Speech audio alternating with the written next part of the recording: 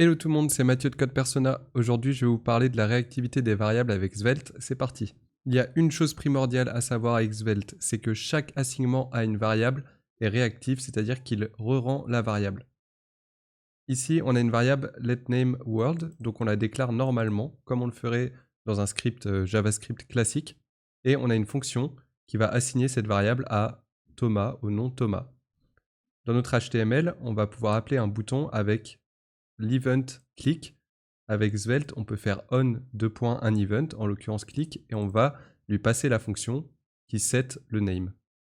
À partir de là, quand on va cliquer sur set name, on va tout simplement re-rendre la variable avec sa nouvelle valeur. Maintenant que vous savez ça, il faut faire attention au tableau. Pourquoi? Parce que si vous faites name.push ici dans ce tableau, vous n'allez pas réassigner la variable. Du coup, si je clique, il ne se passe rien.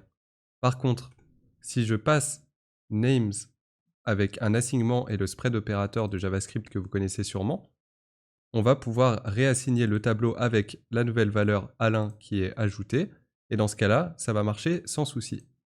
Il y a un truc qui est super cool avec Svelte, c'est que c'est très facile de dire à une variable qu'elle doit s'updater quand une autre variable change.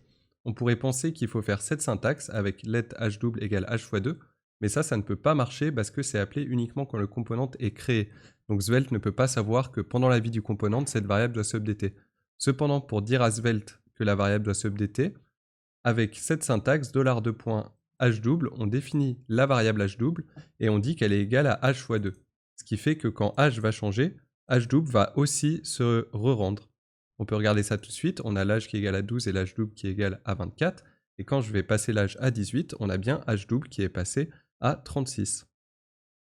Enfin, toujours dans la partie de la réactivité, on peut dire à une variable de s'updater avec une condition. En l'occurrence, ici, on a une variable toManyNames qui va s'updater à true que quand la longueur de l'arrêt sera supérieure à 4. Ici, on a deux noms. Si on ajoute un troisième nom, on est toujours à false, quatrième false, et cinquième, on passe bien à true.